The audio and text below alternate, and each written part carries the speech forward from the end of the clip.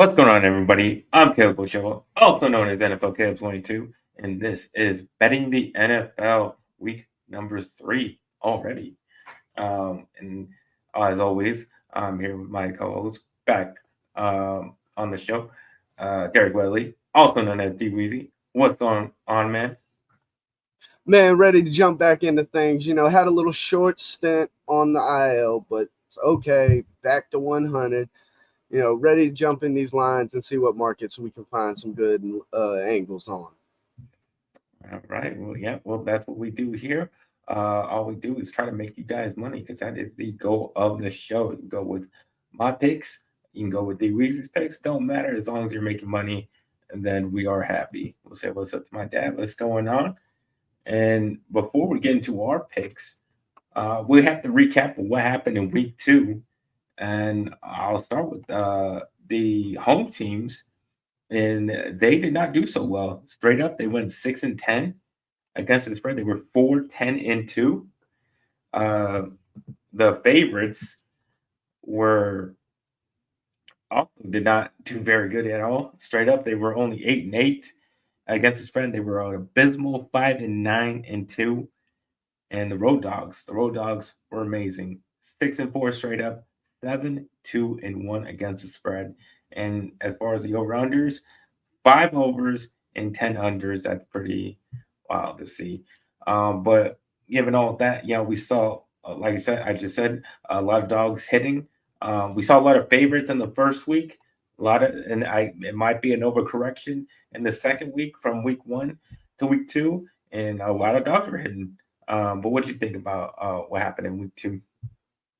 There definitely could be some slight overcorrection, but also the it still exists out there that a lot of these teams are still putting things together in week 1 and 2. Um, Even to the point where there's some trends starting to pop about that certain teams or coaches, you want to target them in week 1 or 2. We're starting to see that with the Bengals for whatever reason.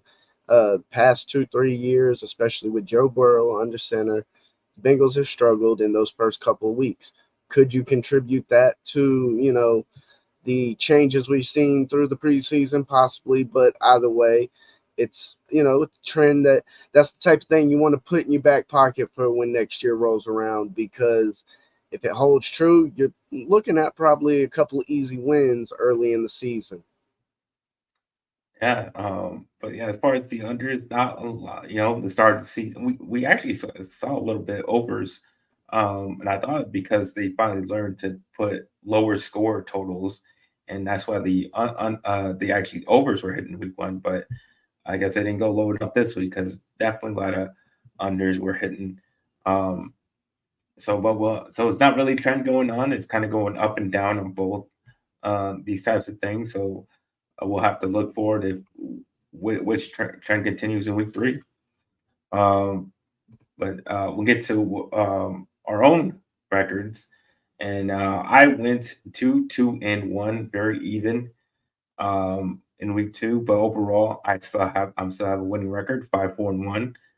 So still looking good there.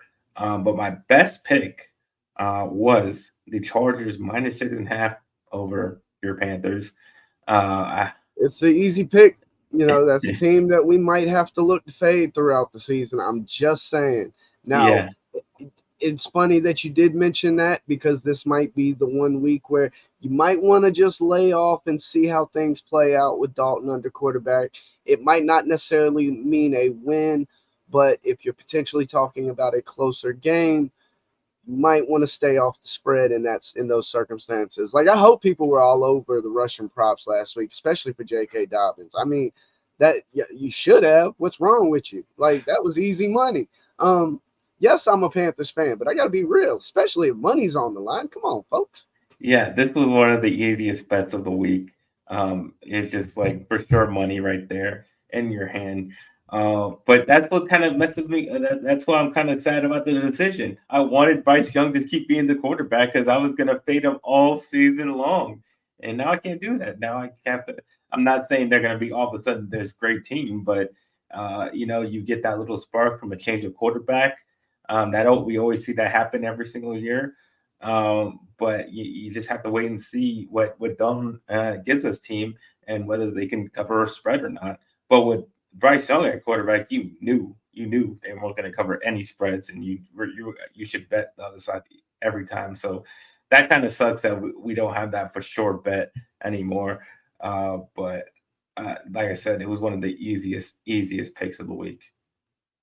Um, but we gotta talk about we talked about good. Gotta talk about the bad. And my worst pick was the Rams +2 at the Cardinals. 41-10. They lose. They get their asses kicked. And obviously, I knew they had injury problems. Obviously, Puka Nacua was going to be out. They had a lot of injuries on the O line and whatnot. I just still I thought they were the better team. I thought they had the better coach, and they was just gonna overcome those injuries and beat the Cardinals even on the road. Um, but they obviously the Cardinals got Marvin Harrison Jr. finally got going in week two. Um, Kyler Murray's been playing really well, and the Rams defense just couldn't stop a thing. But maybe I just overestimated the Rams this season overall. I thought they were going to be better. I thought they were going to build off what they did last season, but they did not. And the Cardinals look better than what I thought they were going to look. So definitely surprised to see. And yeah, definitely a bad miss by me. Yes. Now I wasn't here last week, folks, but of course, had to try. And maybe I should have laid off because 1 in 5 week is never a pretty day. Now, I will say that is having, the upset of the week sitting in my pocket on the wrong side, of course, with the Vikings knocking off the 49ers and in what seemed not necessarily convincing fashion, but the 49ers definitely didn't look like the team that we've come to expect. And especially after the way they came firing out the gates week one, it definitely makes you wonder if Sam Darnold felt some kind of way that they said, get out of town. Um, so definitely wasn't a pretty game to see that score go up. Now, I will say the Eagles game had to burn. Who would ever expect Kirk Cousins in a primetime game to lead a fourth quarter comeback, throwing the go-ahead touchdown, which turned out to be the winning Well, touchdown? I mean, it happens when you're playing against a horrible, terrible Eagles secondary. Oh, So very true, but we're still talking about one of the worst primetime performers potentially in the history of the game. he's So been better though. He's been better, especially on Monday night. He's been pretty good. that's possible, but he definitely working uphill on that trend. But yes, my lone win of the week did come in the New York Jets, who covered in their game with the Tennessee Titans. Another team that people might want to look to fade or at least hunt down those interception markets when it comes to Will Levis, because back-to-back weeks we've seen the man make head-scratching plays that have directly led to his team losing the game outright. It's that simple. And Yeah, hopefully we it don't might see a be court. the bad beat of the week 2 weeks in a row from just his mistakes. Hopefully we don't see a quarterback change in Tennessee anytime soon. Now we do get to see a potential revenge game this week as the Green Bay Packers led. I've heard rumors of Jordan Love, and I'm sorry, folks. We would not see the spreads and numbers that we're seeing if there was any chance of Jordan Love playing in this game against the Tennessee Titans. It's going to be Malik Willis in a revenge game going up against the Tennessee Titans, who gave the man a grand total of, I believe, 2 starts in his time with the team before saying, get out of town. Just like Sam Darnold, he's got a chance to try and show up the team that didn't want him. And not to say I'd be looking to back the Green Bay Packers this week, but it is definitely a game that might be worth watching. Yeah, you definitely have to watch. I would watch all the pregame shows and make sure you're looking at whether he will play or not. Because I mean, if there's a chance, then the line will. If you can get that number before they make the announcement, then that'd be definitely good Oh to yeah, know. in some places I think you're getting plus points depending on where you're looking. Which If you, like I said, if you're talking about a Jordan Love led Green Bay Packers against that Tennessee Titans team, oh hell yeah, plus points. I mean, that's money in the bank right there. All right. That will wrap up the week two. But before we get into our bets for week three, if you guys can help us out by subscribing to the channel, liking this video, and if you really want to help and support us, you can join our Patreon. Well, we're not actually we're moving from Patreon to Kofi. Uh, if you join, yeah. So I don't know where the link is yet. We'll get that out to you. Um, but yeah, you can join if you want to support us, you can do that as well. We're changing things right now, so we're a little bit transition. But just by you guys tuning in and watching us, that would be that's all great. That we really appreciate it. But now we will get into our best bets, our five best bets of week number three. And well, since you weren't here, I'll let you start. All right, kick things off going. A team that finished that was surprise shocker last year started off the season doing pretty well. Looking and I don't know why the spread is as low as it is. I think a lot of it has to do with their opponent's victory last week. But we got the Houston Texans taking on the Minnesota Vikings at -2. I'm sorry, yes, I'll take that all day. Only got to win by a field goal with C.J. Stroud and the Houston Texans defense against. Yes, the Vikings have been a shocker so far this season, but I've seen it myself in Carolina. Yes, Sam Darnold can get hot for a couple of days, especially early in the season.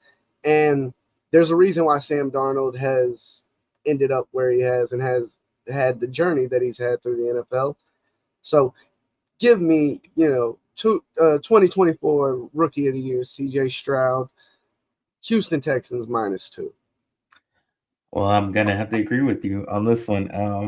Houston -2.5. I got at the Vikings. Like you said, Sam Darnold. It's been a nice start to the season, but we all know it's not gonna last, and this is where we see the real Sam Darnold come out.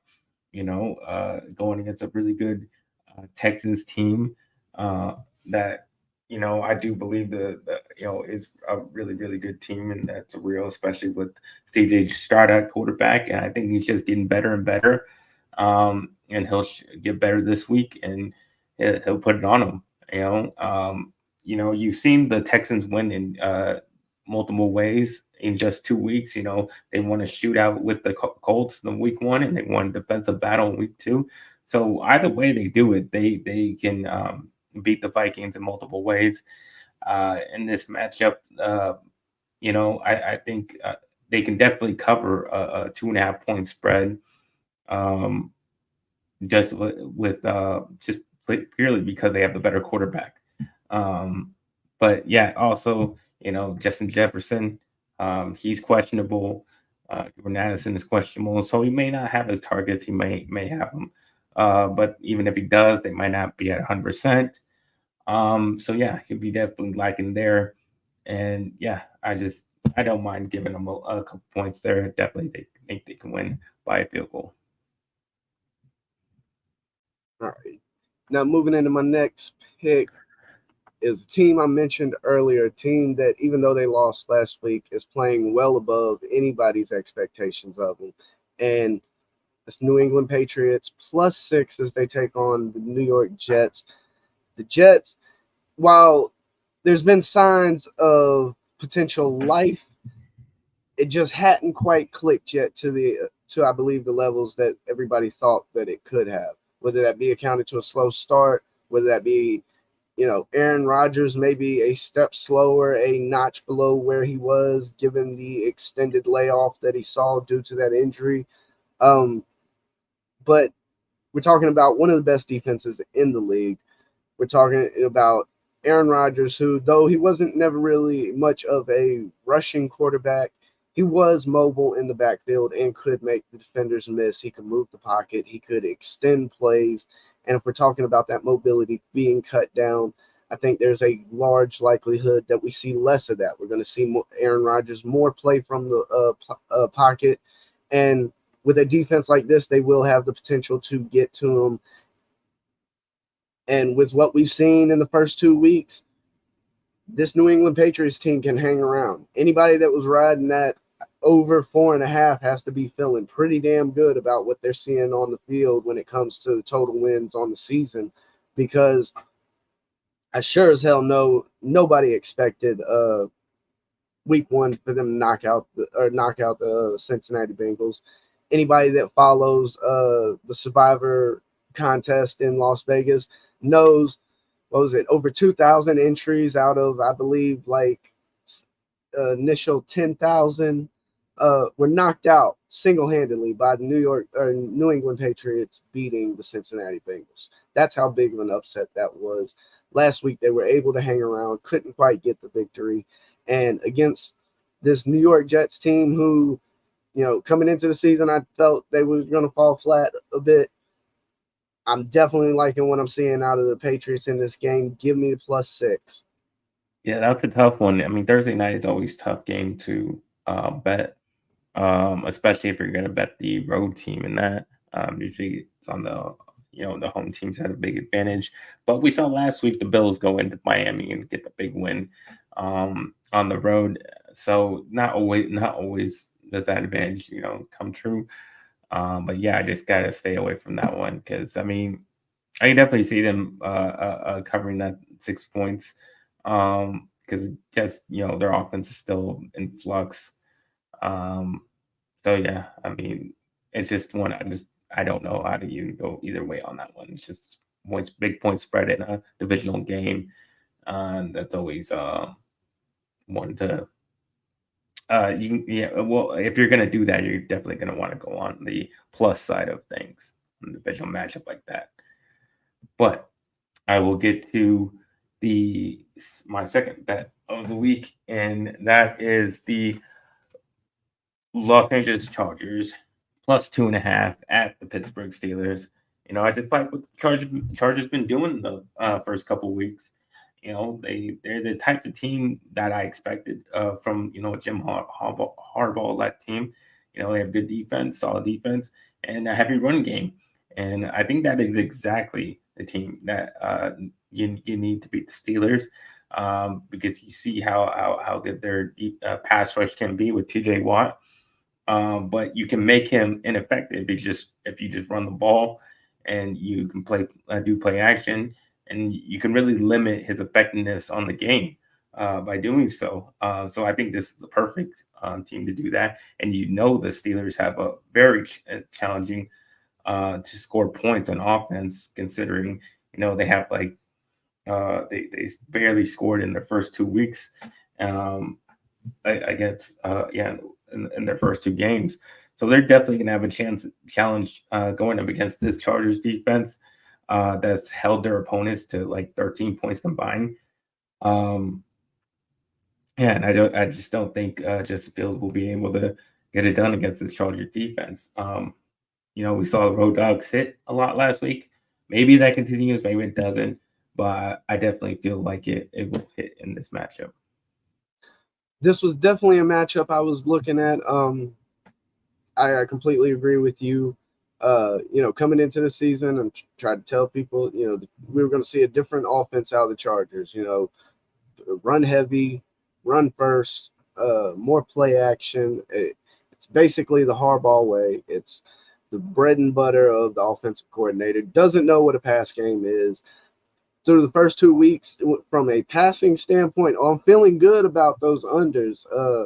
McConkey under his receiving prop for the season, I believe the number was around, I want to say 850, 800, somewhere in that range.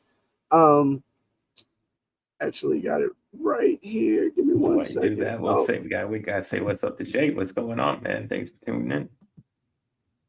Yeah, it's 775.5, and through the first 2 weeks, seeing very few targets, very few receptions. This is just not a it's not going to be the pass first offense that we saw under the previous head coach, and definitely expect a strong run game. And ironically, we just had a Steelers fan pop in the chat as Yeah, I'm about yes, to we did. reference the Steelers. We are Uh, betting against your Steelers. Well, at least I am. yeah, I'm putting money against your Steelers. I'm putting on the Chargers, just so you know. yeah, the Steelers going to have to score touchdowns to beat a team like the Chargers, and unfortunately, through the first 2 weeks, that seemed to be the main struggle. Um, So the fact that you're getting plus points with the Los Angeles Chargers, I definitely have to lean that way in this matchup. Now, moving into my third pick on the week, going away from the I don't think it full was. game I spread. think this is one of the most for sure bets in the week. Ooh, them fighting words right there. But yeah, going to the first half game total in this matchup, we got the Kansas City Chiefs taking on the Atlanta Falcons. Kansas City Chiefs are -2.5 in the first half. Now, what really stands out to me about this game, and something similar to what we might see, how I referenced Aaron Rodgers and that lack of mobility. Kirk Cousins coming off the ACL injury through the first 2 weeks. We've seen, when you hear someone say hobbled and they're referring to your quarterback, that's not what you want to hear about your starter. And with the defensive line and front seven like the Kansas City Chiefs have, it's gonna be hell back there. Um, I was looking, I didn't see any sack totals up as far as prop markets yet. You might be able to find some depending on the books, but that's definitely an area I would be looking to target in this game. I would expect them to try and lean on the run game more with Bijan Robinson. Um, but the Kansas City Chiefs have shown that offense hasn't been a struggle. They're spreading it around. What's become the typical KC way, a multi-headed offense, regardless of who's on the roster. Xavier Worthy, rookie drafted out of Texas, is looking to be like a real threat down the line. Especially through these first 2 weeks. Um, so yeah, in this matchup, I would not be shocked if we saw Chiefs potentially with a 10-0 lead, something like that. But being able to cover this small 2.5 in the first half of the game. Yeah, I do like the Chiefs in this matchup. It's just with the Falcons can hang in there. Falcons can hang there. They could surprise you just like they Well, see, surprised. that's the beauty. That's the beauty of this bet. I just need the first half, and so it's Yeah, really a question of can the Falcons come out of the gate swinging? Because if they can't, we all know Kansas City, they're not gonna play around. They may not score on that first drive, but I think it'd be a fool's bet to say that they don't score multiple times in the first half. that's definitely true. But overall, yeah, it's a tough game. It's a tough game to call. Just overall, just the game itself. Um, it's a Sunday night game, big prime time. But Kirk Cousins is changing, maybe changing his ways. But we'll have to see if he can change the narrative about him. All right, I'll get to my third pick, and that is the Philadelphia Eagles at the New Orleans Saints, and I'm taking the Saints at home a -1, 1.5 points. Yeah, I mean, we just saw what happened on Monday night. The Eagles defense is a freaking disaster, and they have been. They've been bad for a long time now, and I've been saying it the whole time that their defense is trash. Their secondary sucks. They did nothing to improve it, and it definitely shows. And it definitely showed on that drive by Kirk Cousins. Um, and yeah, and it's going to show again, once again, against the Saints team, because you just saw them destroy my Cowboys um, in any way they could. They passed on us. They ran all over us. They did whatever they wanted, and they can definitely do that to an Eagles defense that isn't really good at all. So that's what I'm betting on. I think the New Orleans Saints are going to do what they did against the Cowboys and the Panthers. I think they're going to absolutely smash the Eagles. Um, Obviously we've seen Derek Carr on a hot streak. I think it continues this week. New Orleans is a tough place to play. And Jalen Hurts is just, not good. He's not good. Not a good quarterback. He hasn't been good since the Super Bowl, and he's going to continue not to be good. The Eagles just 1-8 in their last 9 games against the spread, and the Saints 6-1 against the spread in the last 7 games. So definitely love the Saints here. But Jay says Worthy is who Casey wanted MBS to be. Yes, yeah, best Exactly, guy, pretty best guy. much. And that's what's going to really make that offense scary down the line. Can you, even with Pachenko being out in that game for a few weeks with it, or possibly a couple months with his injury, I mean, at a certain point, you can't guard everybody. That's just the math of it. And Mahomes is slippery enough in the backfield. He's creative enough where he's definitely the only quarterback in the league you trust to do a behind the back pass and actually get it to somebody. Yeah. Thoughts on Eagles Saints? Yeah, no, I think a name people are learning and that we're probably going to have to learn over the next couple of years. Clint Kubiak's bringing the family name back because that offense has been scary. I know after week one against the Panthers, it's hard to use that as a measuring stick. But the fact that they were able to come back week two and basically reproduce the exact same results, you know, you might not rank the Cowboys secondary one of the highest in the leagues. Not to say that they're bad, but it definitely an upgrade in defense versus what they saw in week one. And the Saints seem to have gone out there like it was nothing. They were playing Madden while everybody else was playing NFL football. And so yeah, definitely with that offense, we can expect probably more shootouts and high scoring games. Probably a team to definitely keep an eye out for the over with game totals, because obviously if you had the over in either one of their first two games this week, past weeks, you hit easily. I mean, we're not seeing that might be different this week, but we're not seeing many game totals up in the 50s and beyond. And hell, I've even seen a couple 40s and 38 or something. But so yeah, an offense like that could easily be one of the best over teams on game totals this season. Now moving into my last pick on the week. Oh no, excuse me, not my last What? pick. Yeah. Um, here I go with this one. Stretching out into a couple different markets. Similar to first half spread with the KC game. Looking at a Russian prop here with Lamar Jackson and over 53.5 rushing yards.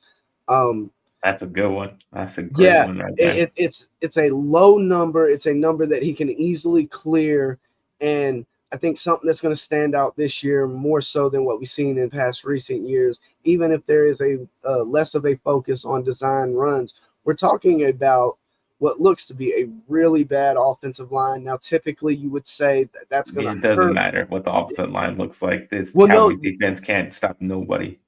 but this is what I'm getting at. See, they broken plays. Defenders, rushers, they get into the backfield, but they can't bring him down. And not to say it forces a run, but you're definitely more inclined to break the pocket and take off for a few yards if you can get it. If you literally are shaking off 1, 2 defenders right before, So the fact that we're seeing this number this low, yes, uh, Lamar Jackson could easily, against probably any team, put up over 100 yards rushing. But especially against this horrible rush defense of the And it Cowboys. doesn't hurt when you're talking about going up against a bad Russian defense. Like I said about week two, people should have been all over the Russian props for the Chargers taking on the Panthers rush defense. And, that looks to be something to potentially target throughout the year here with, going up against the Cowboys. But not having to worry about, who's winning the game outright, covering the spread, though with as small as the spread is, you're probably better off attacking the money line anyway. Juice might not be favorable, but it's probably a hell of a lot better than something like -1, -1.5. I don't understand why they don't just make it pick them because you're already talking about it being a money line game. But that's a separate conversation. But yes, I definitely like where this Russian prop is sitting at 53.5. Hell, he could get it on 2 runs. I mean, not being funny. If he breaks a long one, 30, 40 plus, it's not that hard to imagine that on 1 or 2 runs he could easily pick up 3, 4 yards a run and find himself sitting over this number. All right, I think it's a great prop bet. Probably gonna cash in on that one. Um, right, I'll get to my fourth pick of the week, and that is I got the Tampa Bay Buccaneers at home -6.5 versus the Denver Broncos. You know, yeah, I bet on Baker last week and I paid out. I'm gonna ride the hot hand and I'm gonna put my money on old Baker once again this week. And he's a big favorite this time, so it's a little different than last week. But he has he's at home. He's in Tampa. Bucks look pretty good defensively, holding the Lions with all their firepower that they have. They held them to just 16 points. And that's going to be a huge challenge for Bo Nix, who only scored 6 points last week. So definitely going to have a rough time. Um, and he played pretty badly against Pittsburgh. Threw 2 interceptions, no touchdowns. It hasn't been a very good time for these young quarterbacks. They're struggling pretty good, and so I'm going to continue to bet against them, just like against Bryce Young. I'm going to bet against Bo Nix.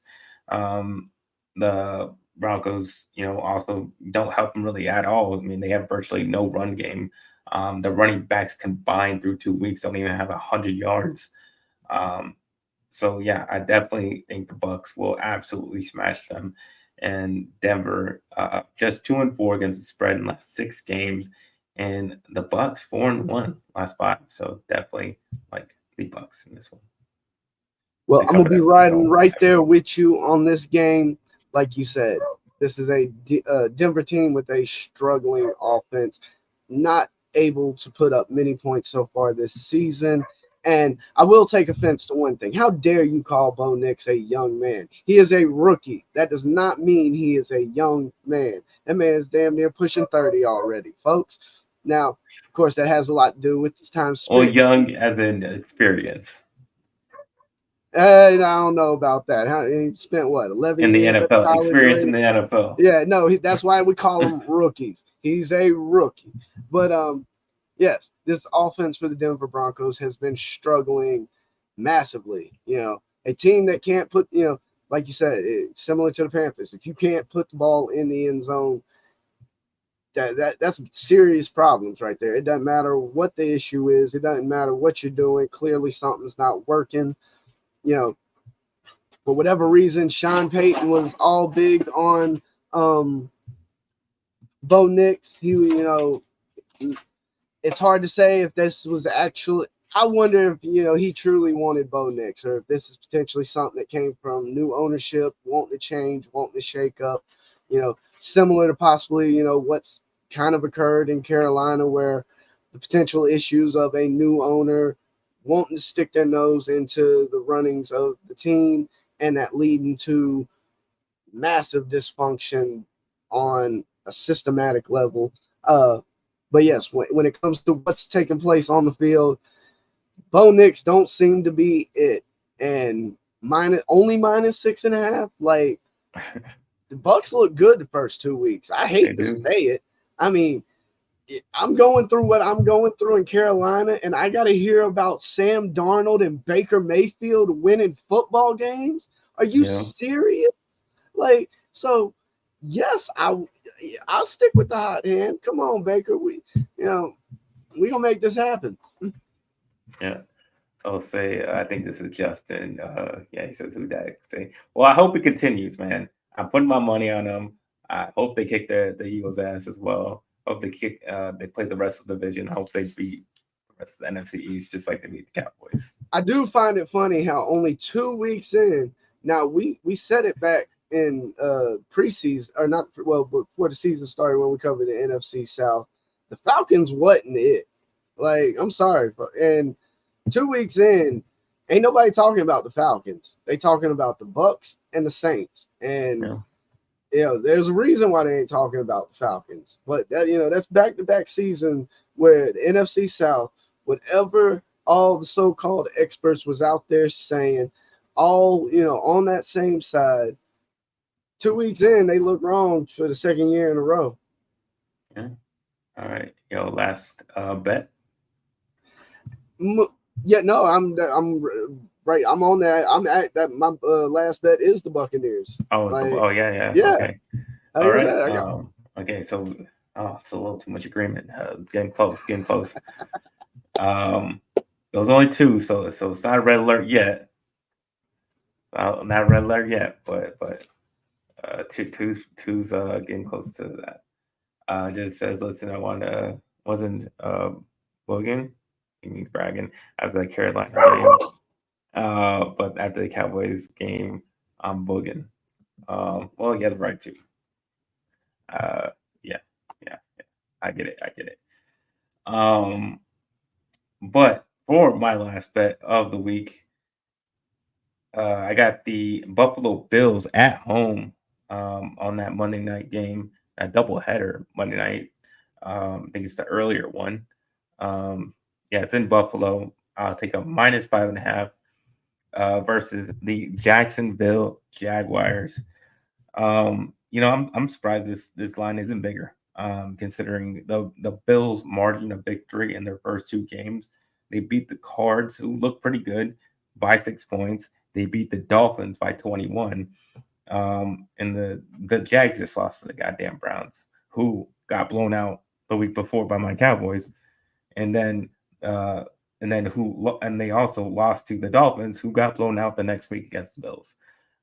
So yeah, since midway, pretty much since last season, Jaguars have looked like absolute dog shit. I mean, that just plainly, uh, yeah, Trevor Lawrence has not been good since then.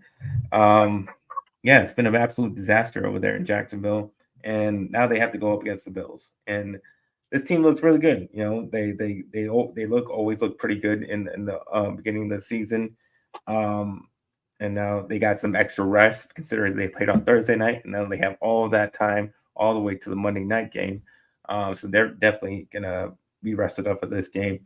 And the Bills' offense, they're relying more on the run game. It's been very beneficial for them.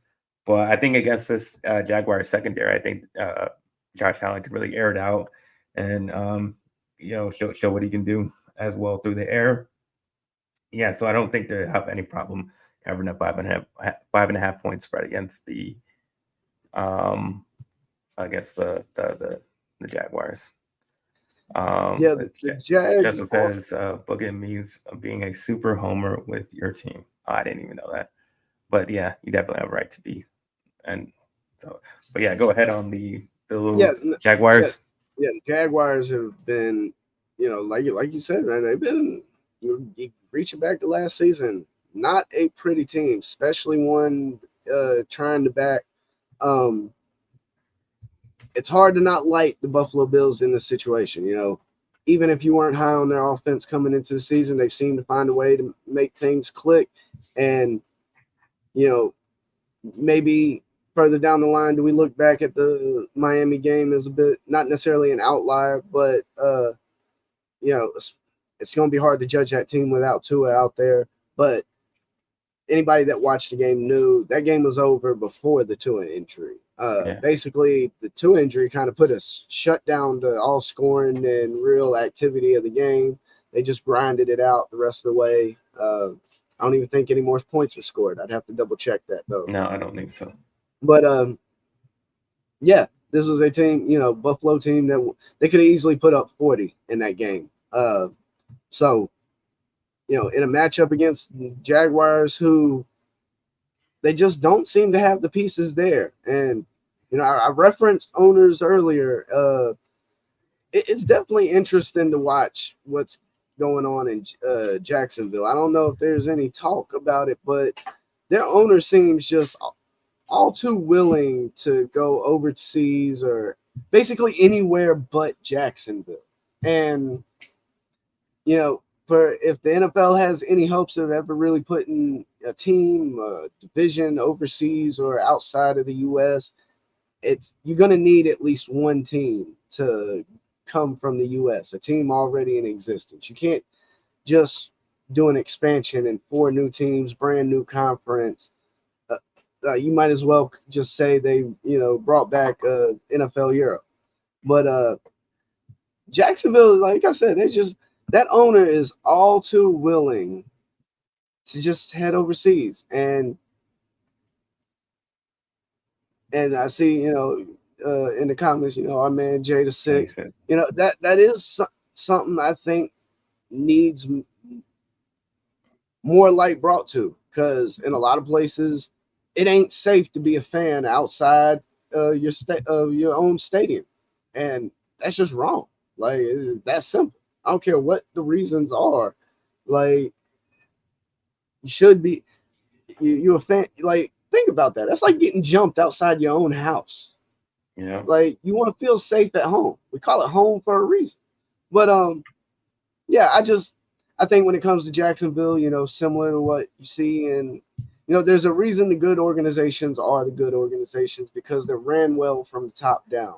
And usually it's because of that ownership maintaining a certain level, whether it be excellence, certain standards, but you see that trickle down, and it goes from, ownership, management, coaches, all the way down into the players. And a team like Jacksonville, the especially from an organizational standpoint, that is not something we've seen out of this team, whether it be over recent years or the past few decades. And there's been times where we saw good teams in Jacksonville, but they could never get over that hump, and they could never seem to keep things together. And in the end, just appeared like a flash in the pan. So Buffalo Bills less than a touchdown on the spread. I mean, that seems damn near like easy money. Absolutely. All right. That'll be our 5 best bets of the week. Like I said, take my picks. You can take DWeezy's picks. Either way, as long as you're making money, that is the goal. But as for now, you can tell everybody where they can find you, DWeezy. Yes, I'm on here at Backyard Action Media and on Twitter /X/ whatever they're calling it, at the Yard Bets. And you can find me at NFLCAP22 on Instagram and Twitter /X. And you can find me on this channel on Fridays this week might be different, but usually it's at 3 o'clock. On Good Friends, Better Rivals with Ferris Montano, we'll be talking Cowboys and Giants. We'll be reviewing the Cowboys and Saints game because I guess we have to. And we'll also be reviewing the Giants Commanders, and we'll be previewing our game against the Ravens and the Giants, whoever the hell they play. But as for now, safe betting, only bet what you can afford to lose. And yeah, we'll see you guys next week. Like I always say, let's get ready to make that money.